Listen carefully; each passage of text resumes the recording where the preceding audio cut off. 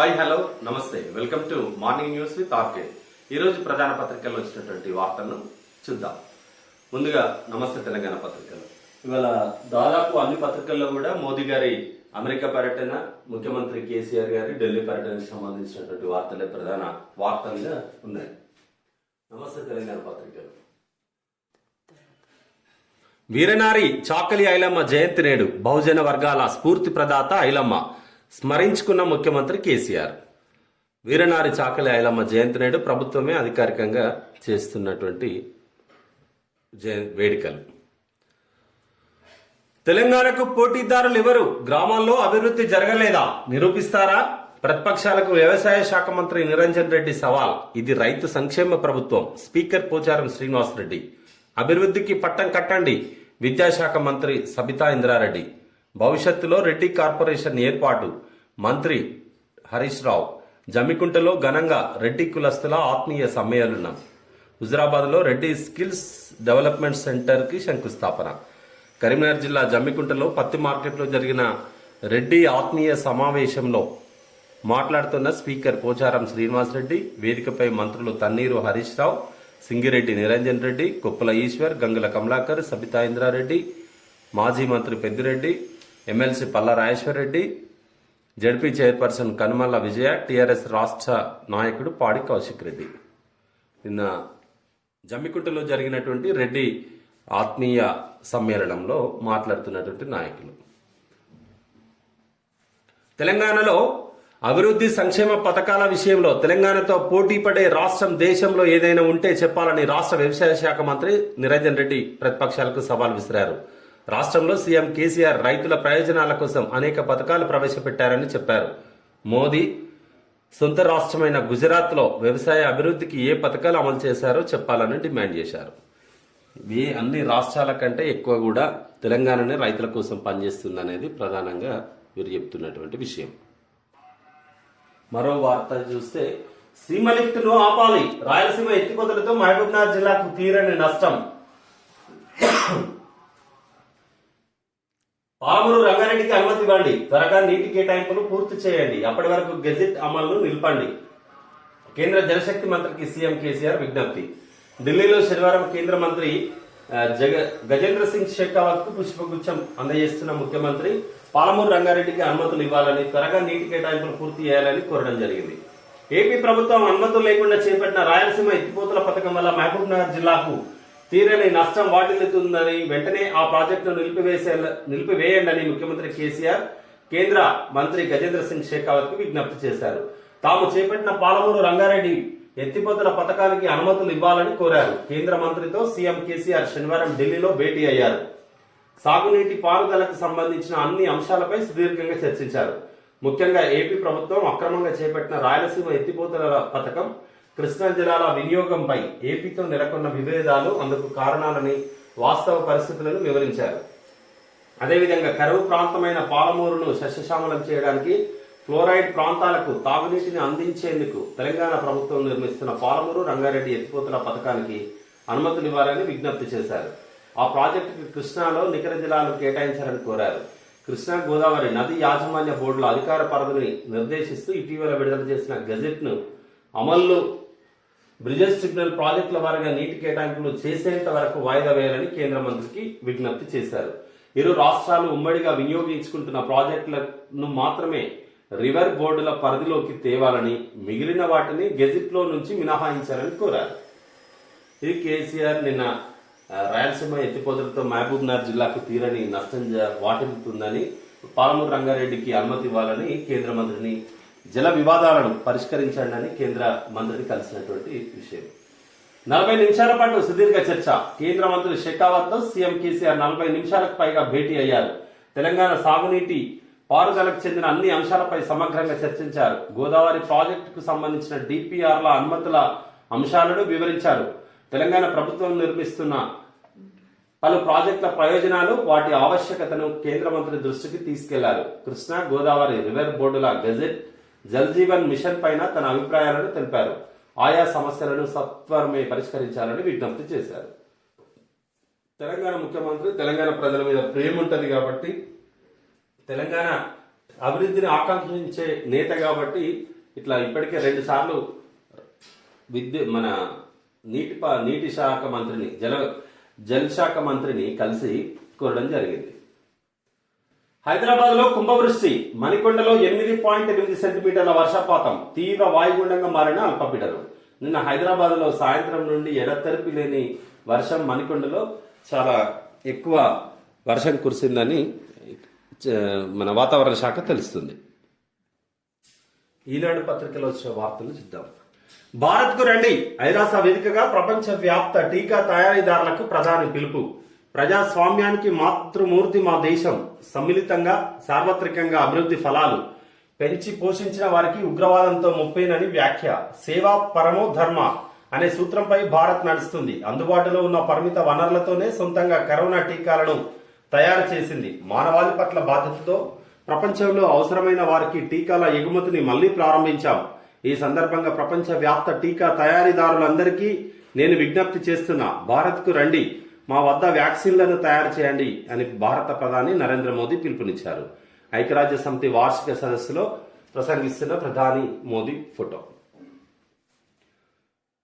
పరస్పర అభివాదం చేసుకుంటున్న సీఎం కేసీఆర్, కేంద్ర జలశక్తి మంత్రి గజేంద్ర సింగ్ షెకావత్. పాలమూరు రంగారెడ్డికి అనుమతులు ఇవ్వండి, కృష్ణా జల వివాదాన్ని ట్రైబ్యునల్ కి అప్పగించండి.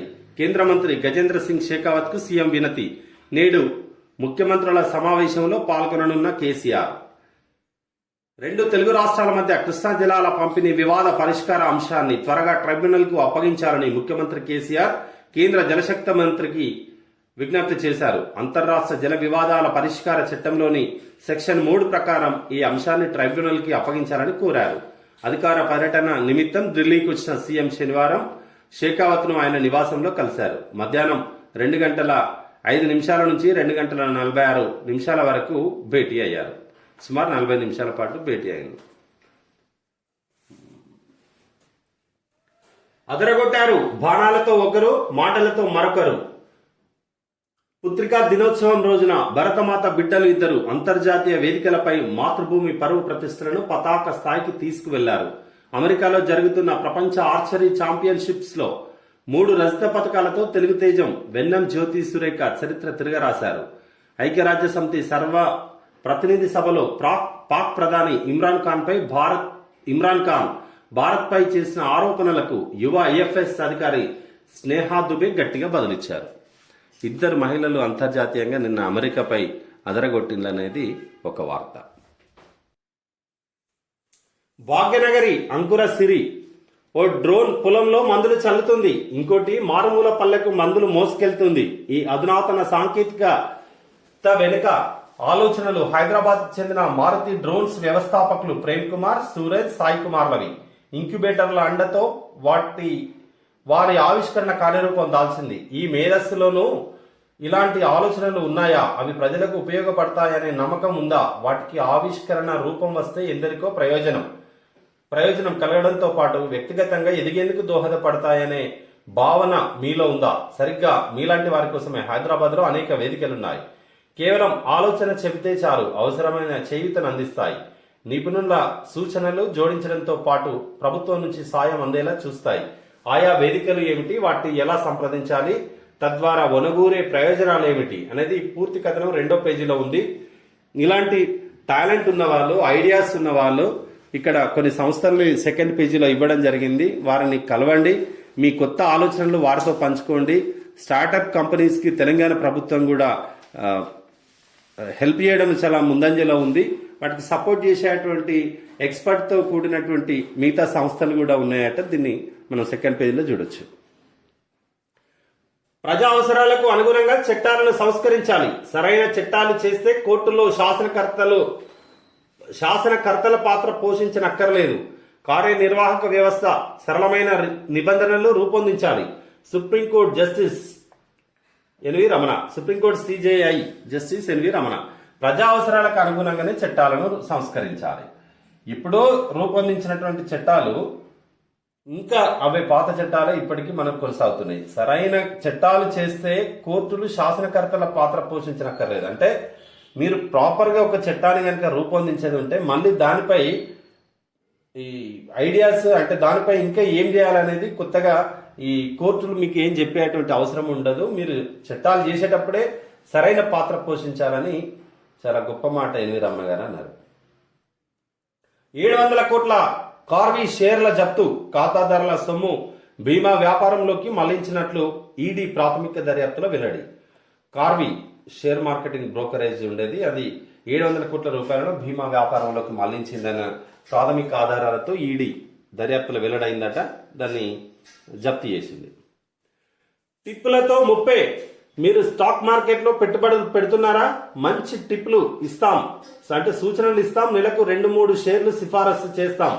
వాటితో మీరు లక్షలు ఆర్జించవచ్చు. ఫలానా కంపెనీ షేర్లు కొంటే తెల్లారేసరికి కోటీశ్వరులు అయిపోవచ్చు అంటూ వచ్చిన ఇన్వెస్టర్లకు కొన్ని సంస్థల నుంచి, చిన్న ఇన్వెస్టర్లకు కొన్ని సంస్థల నుంచి కాల్స్ వస్తుంటాయి. ఇలాంటివి నమ్మి పెట్టుబడి పెడితే నిలువున మునిగిపోవడం ఖాయమని నిపుణులు హెచ్చరిస్తున్నారు.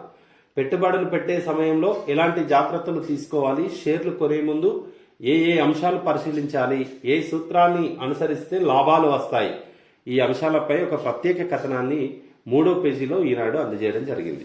టిప్స్ ఎట్లా అంటే అట్లా వారు ఇస్తున్నారని చెప్పేసి తీసుకోవద్దు. చిన్న స్టాక్ ఇన్వెస్టర్స్ కొంత జాగ్రత్తగా ఉండాలనేది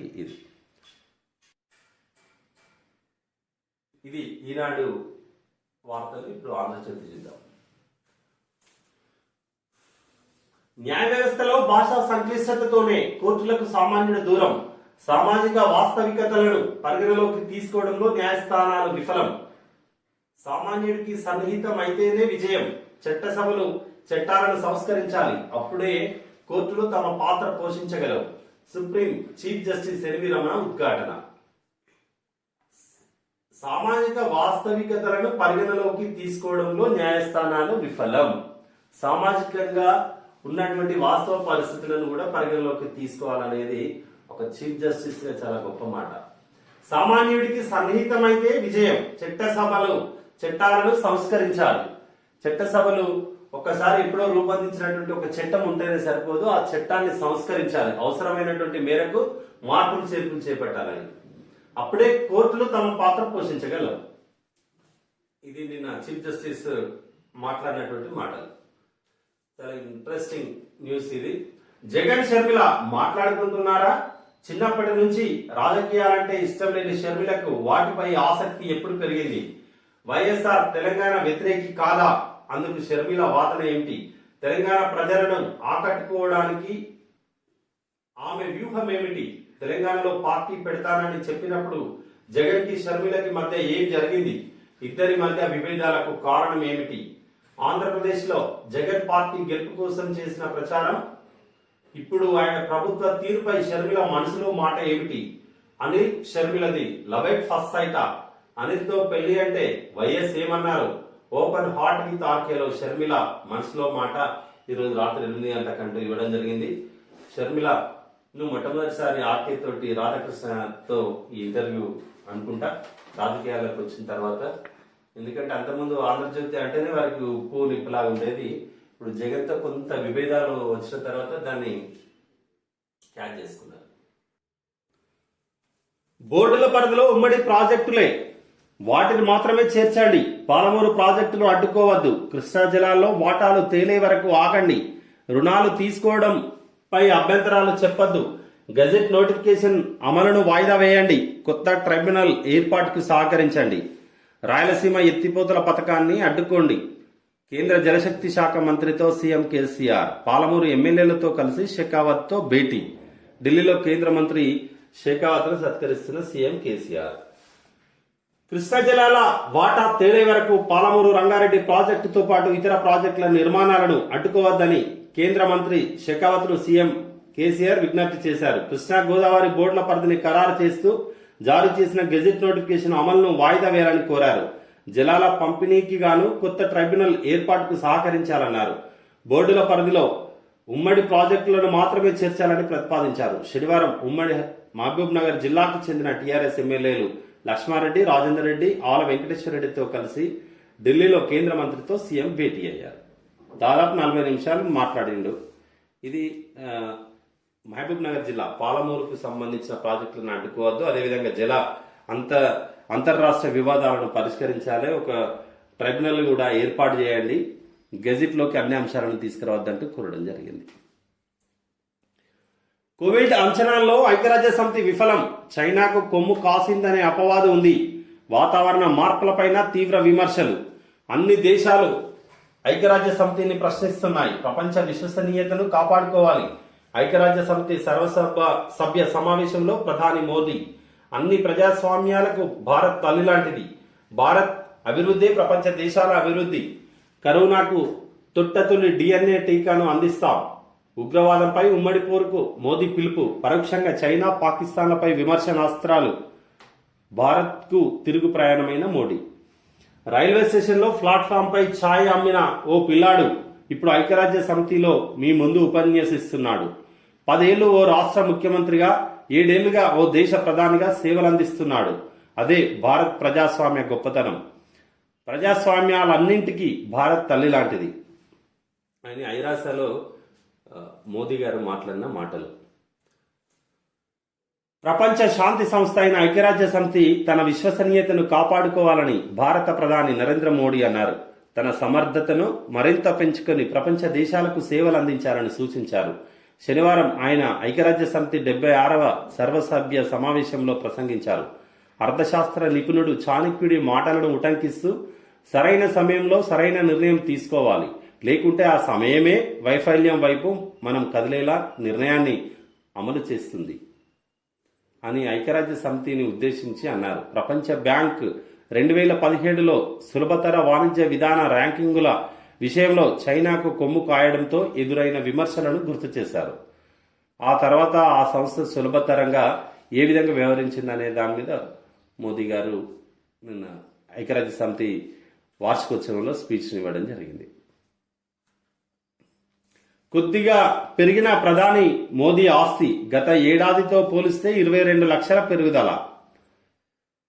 పీఎం కేర్స్ ప్రభుత్వ నిధి కానప్పుడు వెబ్సైట్లో ప్రచారం ఎందుకు, విరాళాలు ఎందుకు అడిగారు, కేంద్రానికి ప్రతిపక్ష నేతల ప్రశ్న.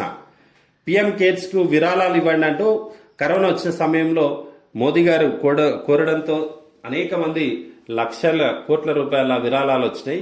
వాటి లెక్కెంత, ఎవరికి ఇచ్చిండ్రు, ఎంత అమౌంట్ ఉంది అంటే అది ప్రభుత్వ నిధి కాదు, అది వీటి పరిధిలోకి రాదు, దాని గురించి చెప్పాల్సిన అవసరం లేదంటూ పిఎంఓ ఒక ఆర్టీఐ కింద అడిగిన వారికి సమాధానం ఇచ్చింది. ఇది ఐక్యరాజ్య సమితి వార్త. 5 జిల్లాలకు ఐటీ, 8 జిల్లాల్లో టీ హబ్, వి హబ్, టాస్క్, టిఎస్ఐసి శాఖలు, ద్వితీయ తృతీయ శ్రేణి నగరాల్లో ఐటీ టవర్లు, వి హబ్లు. వచ్చే 5 ఏళ్లకు నూతన పాలసీలో ఐటీ శాఖ ప్రణాళిక. 8 కొత్త మెడికల్ కాలేజీల దరఖాస్తు, సర్కారు సన్నాహాలు షురు. దేశంలోనే తొలిసారి వైద్య శాఖ 8 కొత్త మెడికల్ కాలేజీల కోసం దరఖాస్తులు వచ్చినాయట. సర్కారు సన్నాహాలు షురు. Very good. హైదరాబాద్ లో కుండపోత, రహదారులపై పోటెత్తిన వరద, పలు ప్రాంతాల్లో ట్రాఫిక్ జామ్. ముసారంబాగ్ బ్రిడ్జ్ పైకి నీళ్లు, మణికొండలో 10.5 సెంటీమీటర్లు. 4 రోజులు భారీ వర్షాలు, బంగాళాఖాతంలో వాయుగుండం. హైదరాబాద్ లోని చైతన్యపూర్లో వరద నీటిలో చిక్కుకున్న అంబులెన్స్. నిన్న సాయంత్రం ప్రారంభమైంది. చైతన్యపూర్, ఎల్బీ నగర్ ఈ ప్రాంతాల్లో అయితే బీభత్సమైనటువంటి వర్షం. వీధిన పడ్డ విద్యావంతులు, రాష్ట్రంలో వీధి వ్యాపారులుగా 60,000 మంది నిరుద్యోగులు. పట్టణ ప్రగతి స్ట్రీట్ వెండర్స్ యాప్లో నమోదు. వీరిలో 50% డిగ్రీ పూర్తి చేసిన వారే. పీజీ వృత్తి విద్య చదివిన వారు, ప్రైవేటు టీచర్లు. యాప్లో మొత్తంగా 6 లక్షలకు పైగా. సగం పండ్లు, కూరగాయల షాపులే. 16% చేతి వృత్తులు, వస్త్ర వ్యాపారాలు. రాష్ట్రంలో 25% పెరిగిన స్ట్రీట్ వెండర్లు. పీఎం స్వనిధి ద్వారా 10,000 రుణం. రాష్ట్రంలో 3.38 లక్షల మంది ఖాతాల్లో డబ్బు. క్యాష్లెస్ లావాదేవీలు జరిపితే లాభాలు. రోడ్లు వీధుల వెంబడి వెళ్తుంటే ఓ ప్రధాన మార్పును గమనించే ఉంటారు. పండ్లు, కూరగాయల షాపులు మునుపటి కన్నా పెరిగాయి. టిఫిన్ సెంటర్లు, పూలు, కొబ్బరికాయల బండ్లు, పానీపూరి, మిర్చి బండ్ల వంటివి విరివిగా కనిపిస్తున్నాయి. ఎందుకు? కరోనా మహమ్మారి తదనంతర పరిణామాల వల్ల కొలువులు దొరకని విద్యావంతులు ఇలా బ్రతుకు తెరువు కోసం వీధి వ్యాపారాలుగా మారారట. వీరి సంఖ్య ఎంత ఉంటుందో తెలుసా? ప్రభుత్వ విభాగాల లెక్కల ప్రకారమే రాష్ట్రంలో ఉద్యోగ ఉపాధి కోల్పోయిన వారు, కొలువులు దొరకని ఉన్నత విద్యావంతులు ఏకంగా 60,000 మంది వీధి వ్యాపారులుగా మారారు. వీరంతా కుటుంబాలను పోషించుకోలేక ఇలా ప్రత్యామ్నాయ ఉపాధిని ఎంచుకున్నారట. వీరిలో డిగ్రీ చదివిన వారే సుమారు 50% డిగ్రీ చదివిన వారే ఉన్నారట. ఇది చాలా బాధాకరం. తోపులాట తీసిన ప్రాణం. 2వ అంతస్తు హాస్టల్ గదిలో విద్యార్థుల మధ్య ఘర్షణ. అడ్డుకోబోయిన విద్యార్థిపై దాడి చేసిన మిగతా విద్యార్థులు కొట్టుకుంటూ కిందికి తోసివేత. చికిత్స పొందుతూ ఆసుపత్రిలో మృతి. వరంగల్ జిల్లా లక్నపల్లి బిట్స్లో ఘటన. విద్యార్థుల మధ్య ఘర్షణ ఈ మధ్య కూడా స్టార్ట్ అయిందా? మళ్ళా గతంలో ఉండేది ఇట్లా. హెడ్ మాస్టర్ దండన. బాలికకు పక్షపాతం. అయ్యో, హోంవర్క్ చేయలేదని చెంపపై కొట్టడంతో గోడకు తగిలిన తల, వంకరపైన చెయ్యి, మూతి, తలలో దెబ్బ తగలడంతో పక్షవాతం. దిక్కున్న చోట చెప్పుకోమన్న సారు. భద్రాద్రి జిల్లాలో ఘటన. కార్వి కేస్. 700 కోట్ల విలువైన షేర్ల ఫ్రీజ్. 2,873 కోట్లు అక్రమంగా మళ్లించినట్టు గుర్తింపు. 6 చోట్ల సోదాలు. కీలక ఆధారాలు స్వాధీనం చేసుకున్న ఎన్ఫోర్స్మెంట్ డైరెక్టరేట్. ఇది కార్వి కేసులో సంబంధించిన వార్త. ఈ టీచర్లకు ఎన్నిసార్లు చెప్పినా కూడా వీళ్ళు మార్పు రాదు. ఎందుకంటే క్రిమినల్ కేసులు పెడుతున్నారు, పిల్లల్ని కొట్టద్దన్నారు. అంతా ఇప్పుడు కరోనా టైంలో ఇప్పుడిప్పుడే స్కూళ్ళు స్టార్ట్ అయినాయి. హోంవర్క్ చేయలేదని అంతగానం ఎందుకు కొట్టాలి? ఇది ఆంధ్రజ్యోతిలో ఉన్నటువంటి వార్తలు. వెలుగు పత్రిక చూద్దాం. ప్రభాత వెలుగులో ముందుగా హైదరాబాద్ లో 700 బస్సులు కట్. హైదరాబాద్ లో మరో 700 బస్సులను బంద్ పెట్టాలని ఆర్టీసీ నిర్ణయించింది. లాభాలు వస్తలేవనే సర్వీసులను తగ్గిస్తున్నట్లు సమాచారం. సమ్మె తర్వాత దాదాపు 1000 బస్సులు పక్కన పెట్టారు. బస్సులు సరిపోక ఉన్నవి టైంకు రాక ఇప్పటికే నగరవాసులు పడరాని పాటలు పడుతున్నారు. కొత్తగా మరికొన్ని బస్సులను పక్కన పెడితే ప్రైవేట్ ట్రాన్స్పోర్ట్ లో ఛార్జీలు తడిసి మోపెడి కానున్నాయి. ఇవి ఇంకొక 700 బస్సులను హైదరాబాద్ లో బంద్ చేస్తున్నారట. ఇప్పటికే ఒక 1000 బస్సులు సుమారుగా ఈ మొన్న వారి సమ్మె తర్వాత పక్కన పెట్టిందట. ఇప్పుడు ఇవి కూడా పక్కన పెడితే మరి ప్రజలకు చాలా ఇబ్బంది అవుతుంది కదా. పబ్లిక్ ట్రాన్స్పోర్టేషన్ ఎప్పుడు లాభాలను ఆర్జిస్తే కష్టమే. ప్రజలకు సేవ చేయాలి అనే ఆలోచన ఉండాలి, కానీ దీంట్లో లాభాలు వస్తలేవని చెప్పి బస్సులు బంద్ చేస్తాం అని అంటే అది ఎట్లా అవుతుంది? వ్యాక్సిన్ల తయారీ కోసం ఇండియాకు రండి. కంపెనీల ఓనర్లకు ప్రధాని మోడీ పిలుపు. ప్రపంచంలోనే తొలి డిఎన్ఏ టీకా అభివృద్ధి చేసింది మేమే. ఎంఆర్ఎన్ఏ నాజల్ వ్యాక్సిన్ ను డెవలప్ చేస్తున్నాం. టెర్రరిజాన్ని వాడుకునే దేశాలకు టెర్రరిస్టులతోనే ముప్పు. టెర్రర్ వ్యాప్తికి ఆఫ్ఘాన్ ను వాడుకోకుండా చూసుకోవాలి. డైవర్సిటీనే మా ప్రజాస్వామ్యానికి ఐడెంటిటీ. ఐక్యరాజ్య సమితి జనరల్ అసెంబ్లీలో మోడీ ప్రసంగం. మోదీ గారి ప్రసంగం. శనివారం న్యూయార్క్ లోని ఇండియన్స్ తో ప్రధాని మోదీ కరోనా టీకాలను ఇండియాలో తయారు చేసేందుకు రావాలని ప్రపంచ వ్యాప్తంగా ఉన్న వ్యాక్సిన్ మ్యానుఫ్యాక్చరర్లకు ప్రధాని నరేంద్ర మోడీ పిలుపునిచ్చారు. అవసరం ఉన్న దేశాలకు వ్యాక్సిన్లను సరఫరా చేసేందుకు ఇండియా రెడీగా ఉంటుందని ప్రధాని చెప్పారు. United nations general assembly high level nation లో మోడీ ప్రసంగించారు. సేవ పరమోధర్మ సిద్ధాంతంపై ఆధారపడిన ఇండియా పరిమిత వనరులు ఉన్నప్పటికీ టీకా అభివృద్ధి తయారీలో నిమగ్నమైంది. ప్రపంచంలోని మొట్టమొదటి డిఎన్ఏ వ్యాక్సిన్ ను అభివృద్ధి చేసింది. 12 ఏళ్ల కంటే ఎక్కువ వయసు ఉన్న ప్రతి ఒక్కరికి టీకా వేయొచ్చు అని చెప్పారు. మరో ఎంఆర్ఎన్ఏ వ్యాక్సిన్ కూడా అభివృద్ధి దశలో ఉందని, ముక్కు ద్వారా వేసే నాజల్ వ్యాక్సిన్ అభివృద్ధి చేసేందుకు ఇండియన్ సైంటిస్టులు పనిచేస్తున్నారని తెలిపారు. తమ బాధ్యతగా గతంలో వ్యాక్సిన్లను ఇతర దేశాలకు ఇచ్చామని, సెకండ్ వేవ్ లో ఆపిన సరఫరాను ఇప్పుడు మళ్లీ ప్రారంభిస్తామని పేర్కొన్నారు. తయారు చేసినటువంటి ఇప్పటికే డోసులు ఇండియన్స్ కి కూడా ఎక్కువ అవసరం ఉంది. సెకండ్ వేవ్ వచ్చింది కాబట్టి వాటి ఎగుమతి చేయడం ఆపేస్తాం, మళ్ళీ ఎగుమతి చేస్తామని మోదీ గారు చెప్పడం జరిగింది. కేంద్ర మంత్రి షెకావత్ తో సీఎం కేసీఆర్ భేటీ. సీఎం కేసీఆర్ శనివారం ఢిల్లీలో కేంద్ర జలశక్తి మంత్రి గజేంద్ర సింగ్ షెకావత్ తో ఆయన నివాసంలో భేటీ అయ్యారు. వివిధ అంశాలపై దాదాపు 40 నిమిషాల పాటు చర్చించారు. లుల్లి ఆపేందుకు వెళ్తే బిల్డింగ్ నుంచి తోసేసిండు. వరంగల్ జిల్లా నర్సంపేట మండలం లక్నపల్లిలోని బిట్స్ కాలేజీలో దారుణం జరిగింది.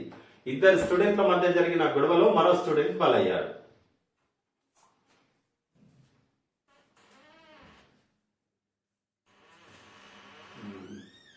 ధరణిలో తప్పులు నిజమే, 17 లోపాలను ఒప్పుకున్న సర్కార్. ఇన్నాళ్ళు బుకాయింపు, ఏడాదిగా రైతులకు తిప్పలు. ఇంకా లక్షలాదిగా సర్వే నంబర్లు మిస్సింగ్. ప్రొహిబిటెడ్ లిస్టులోనే పట్టా భూములు. రంగారెడ్డి జిల్లాలో చాలా వెంచర్లు, విల్లాలు అగ్రికల్చర్ లిస్టులోని. జాయింట్ రిజిస్ట్రేషన్లకు పోర్టల్లో కాలం లేదు. గ్రీవెన్స్ ఆప్షన్ ఉన్న సమస్యలు పెండింగ్ లోనే. పాస్బుక్ల కోసం లక్షలాది మంది ఎదురుచూపులు.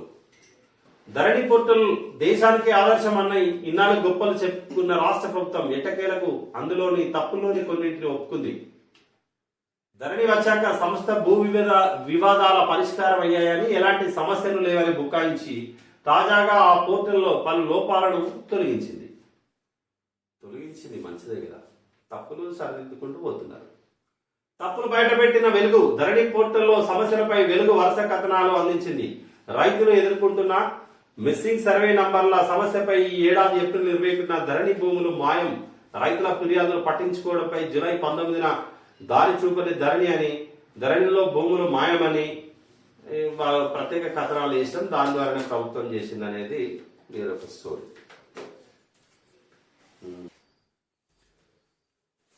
దమ్ముంటే సిద్దిపేటలో దళిత బంధు పెట్టి దమ్ముంటే దళిత బంధు పథకాన్ని మంత్రి హరీష్ రావు సిద్దిపేటలో అమలు చేయించాలని బీజేపీ నేత ఈటెల సవాల్ విసిరారు. ఆ స్కీమ్ నిజమే అయితే హరీష్ సొంత ఇలాకాలో ఎందుకు ఇవ్వట్లేదని ప్రశ్నించారు. దళిత బంధును ఈటెల రాజేందర్ తన మీటింగ్ లో మాట్లాడుతూ వ్యాఖ్యలు చేయడం జరిగింది. హైదరాబాద్ మళ్లీ ఓడింది. IPL 14లో హైదరాబాద్ పరాజయాల పరంపరను కొనసాగుతూనే ఉంది. బ్యాటింగ్ లో విఫలమైన హైదరాబాద్ 5 రన్స్ తేడాతో పంజాబ్ కింగ్స్ చేతిలో ఓడింది. దీంతో వరుసగా 5వ ఓటమిని మూటగట్టుకుంది. మన రెడ్లకే మస్తు పదవులు. 6 మంత్రులు, speaker, council chairman, Rythu Bandhu committee chairman, 9 cabinet స్థాయి పోస్టులు ఇచ్చిన ఘనత కేసీఆర్దే. పల్లా రాజేశ్వర్ రెడ్డి. 33% ఎమ్మెల్యేలు, 40% ఎమ్మెల్సీలు, 33% కార్పొరేషన్ చైర్మన్ పోస్టులు మనవే. జమ్మిగుంట రెడ్డి ఆత్మీయ సమ్మేళనంలో ఎమ్మెల్సీ కామెంట్స్. పేరు చివరన రెడ్డి కంపల్సరీ పెట్టుకోవాలి, అది మన హక్కు, ఎవరికి భయపడాల్సిన పని లేదు. స్పీకర్ పోచారం శ్రీనివాస్ రెడ్డి. ఉమ్మడి ఆంధ్రప్రదేశ్లోనే కాదు, దేశ చరిత్రలోనే ఇంతమంది రెడ్లకు కేబినెట్ లో స్థానం ఇచ్చింది ఒక కేసీఆర్ మాత్రమేనని రైతు బంధు సమితి చైర్మన్ పల్లా రాజేశ్వర్ రెడ్డి అన్నారు. సీఎం కేసీఆర్ ఎవరికి భయపడకుండా రెడ్డి సామాజిక వర్గానికి ఆత్మ గౌరవం ఇస్తున్నారని గుర్తు చేశారు. శనివారం జమ్మిగుంటలో జరిగిన రెడ్ల ఆత్మీయ సమ్మేళనంలో ఆయన మాట్లాడారు. 2014 తర్వాత 6 కేబినెట్ మంత్రులు, ఒక స్పీకర్, ఒక council chairman, Rythu Bandhu committee chairman, మొత్తం 9 కేబినెట్ స్థాయి పదవుల్లో రెడ్లు ఇంతకు ముందు ఎప్పుడూ లేరు, ఇక ముందు ఉండరు. పక్క స్టేట్ లో జగన్ కేబినెట్ లో గానీ, వైఎస్ సీఎం గా ఉన్నప్పుడు గానీ ఇంతమందికి పదవులు ఇవ్వలేదు. 33% ఎమ్మెల్యేలు, 40% ఎమ్మెల్సీలు, 33% కార్పొరేషన్ చైర్మన్ పోస్టులు మనకే ఉన్నాయి. మనకు గౌరవం, నాయకత్వం ఇచ్చింది కేసీఆర్ మాత్రమేనని పల్లా రాజేశ్వర్ రెడ్డి భక్తి చాటుకున్నాడు.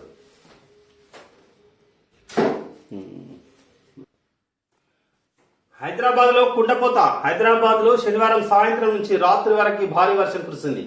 జూబ్లీహిల్స్, మెహదీపట్నం, ఖైరతాబాద్, శంషాబాద్, యాబిడ్, సికింద్రాబాద్ ప్రాంతాల్లో దంచికొట్టింది.